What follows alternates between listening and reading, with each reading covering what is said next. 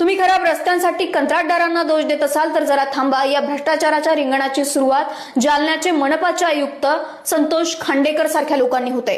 कंत्राटदाराकडून 10 लाख रुपये घेताना रंगे हात पकडले। आता यांची तक्रार देण्यासाठी तुम्ही पोलीस स्टेशनमध्ये जाल तर जालन्याचेच पोलीस कॉन्स्टेबल हत्येसारख्या गुन्ह्याची फाईल बंद करण्यासाठी 70,000 रुपये घेतो। आता या सगळ्यांची तक्रार घेऊन तुम्ही न्यायालयात जाऊ इच्छित असाल तर जरा श्वास घ्या। मुंबईचे सत्र न्यायालयामध्ये न्यायाधीश बाजूने निकाल देण्यासाठी 15 लाख रुपये घेतो आणि हे छोटे मासेच कसे मोठे होतात ते बघा। हे आहेत पंजाबचे डीआयजी हरचरण सिंग गुल्लड। यांच्याकडे 55 एकर शेती, 20 कमर्शियल प्रॉपर्टीज, 50 देश विदेशात इतर प्रॉपर्टीज आणि यांच्या घरातून तब्बल 5 ते 7 करोड रुपये कॅश मध्ये सापडतात। आणि हे छोटे उदाहरण आहे। याही पेक्षा मोठं म्हणजे कानपूरचे हे एन्काउंटर स्पेशलिस्ट श्रीकांत शुक्ला यांच्याकडे किती पैसे असावेत? एखाद्या मंत्र्याला सुद्धा लाजवेल तब्बल 300 करोड रुपये। आणि हे यांना तर इंट्रोडक्शनची गरजच नाही। हायकोर्टाचे जज यशवंत वर्मा यांच्याकडे इतके पैसे की स्टोर रूम मध्ये ठेवलेले पैशांची पोतीच्या पोती जळालीत। म्हणजे किती पैसे असावेत?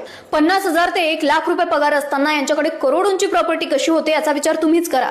म्हणजे जनतेच्या पैशातून पगार घ्या, जनतेची कामे करून देण्यासाठी देखील जनतेकडूनच पैसा घ्या आणि वर वर्दीची धमकी देखील जनतेलाच दाखवा।